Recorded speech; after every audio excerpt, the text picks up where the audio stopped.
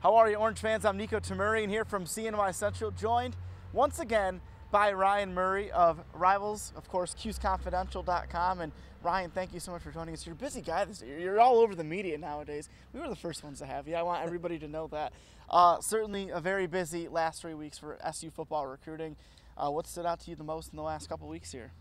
Well, what really stood out is how the Syracuse ended the spring. I count June 1st as the summer months for football recruiting, and how they finished up with commitments from two big quarterbacks and the number 3 fullback in the nation by Rivals.com in Tyler Provo, and a solid defensive tackle in Wayne Williams, who right now is a 3-star top 10 player in the Rivals JUCO rankings. So I think Syracuse really ended the spring well, and they got 2 commitments early on starting the summer session. So let's see how the momentum carries over for Syracuse, but right now I think they're doing well. Yeah, no question. And, we'll talk about the Empire State recruiting in just a minute, but what does it say about this program? There's prospects from Florida committed, Texas, Pennsylvania, kind of all over the country. What does that say about the job that Doug Marrone and company are doing? Well, it's saying that they're not going to focus primarily. Yes, they do want to look at New York, but other than New York, it's all over the place. They're going to find the best talent that they can find. And in the past couple of years, last year was Louis Adazio, this year was Tyler Provo. The first 2 commitments for Syracuse came out of the state of Florida, and then you add in Austin Wilson, quarterback from Pennsylvania, Zach Allen, a quarterback from Texas. So it's a real diverse group. You get the best talent from all the other states you can, and you have your base being New York State. And speaking of New York State, certainly there's some big fish out there. And we just talked about them, Agendeko, Augustus Edwards, all these guys that are out there. Where does Syracuse stand in the race for those big guys right there? Right now, for the players that are in the state of New York that Syracuse has offered and are going after, they're in a great situation for all of them. Ebenezer Agendeko is down to 3 schools. Mm-hmm. It's Syracuse, Florida, and Notre Dame. Augustus Edwards is getting ready to make his decision. Syracuse is going to be in his top 2 or 3. He's going to be ready to make his decision in June. LaRae Smith is right there as well. And then a player who's awaiting an offer from Syracuse is Malik Belfort. He's going to be joining Team USA down in Texas in the next couple of weeks. And he's a wide receiver that's 6'4", and he's kind of waiting for that offer. And he's told me if Syracuse does offer him, he's going to jump right into being in the number 1, 2, or 3 position. Yeah, and that's one thing. When I talked to some of the upstate, downstate All-Stars, of course, from downstate on Sunday, they said there's so many appealing things about Syracuse to kids from downstate. Of course, the kids I talked to on Sunday, Omari Palmer, Devontae McFarland, and Wayne Morgan. And, these kids really like the idea of Syracuse, but, what are some of the things you're hearing on the trail that really stands out about the Orange to the downstate kids? Well, when it comes to the downstate kids, all those guys know each other and they're great friends.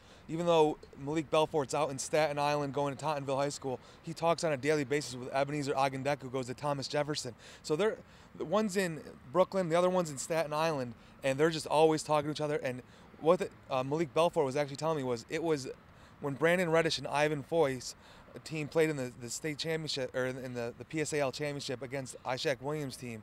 That was what really put Syracuse over the top in their minds, was seeing 2 players heading to Syracuse, playing in such a prestigious game for them, and now everybody else wants to join that group. They like the fact that it's New York's team, and they're kind of really buying into what Doug Marrone and Darryl Gross have going with New York State's team. It's really interesting stuff, and it goes without saying, observers like myself, we say, oh, Syracuse is going to the ACC presumably next year.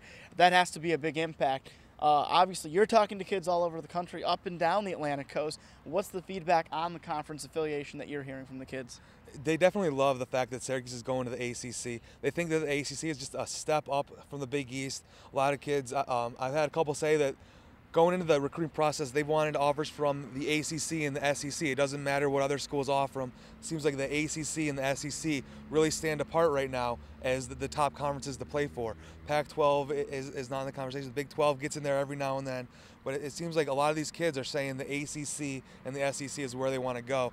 And with Syracuse moving into the ACC, it's doing a great job for them in Georgia and Florida and places where those kids can go back home and play in front of their family. This is Ryan's favorite part of our chats. I'm putting him on the spot. If you could make a prediction as to who the next commitment would be, who would you think that would be? That is putting me on the spot. You don't have to answer. It's going to be a tough thing to say, but I can narrow it down. I think it's going to be a New York prospect, okay, whether it be Alexander Officer or Augustus Edwards, officers from Rochester area. So I'd say Augustus Edwards, Alexander Officer could be the next one. I think the SU fans would definitely go for that one. And one more spot question for you. Of the commitments we have so far, 6, right? 5 or 6, something like that. Who would be, who do you think is the I don't want to say sleeper, but who do you think is that guy that fans remember a few years down the road here as somebody really contributed to this team and going forward? Well, I think right now there's a chance for it to be the newest commitment for Syracuse, Devin Carter, who is up from Brighton High School in the Rochester area.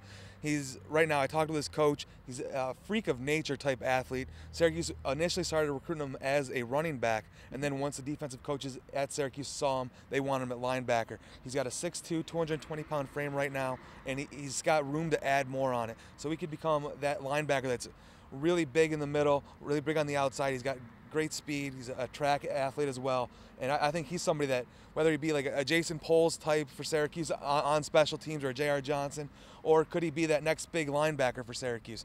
That remains to be seen, but I think he's somebody that the Syracuse fans will remember.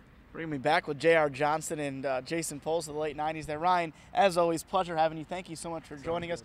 Ryan Murray of CuseConfidential.com, part of the Rivals.com network. We'll catch up with him later this summer, but for now, have a nice day.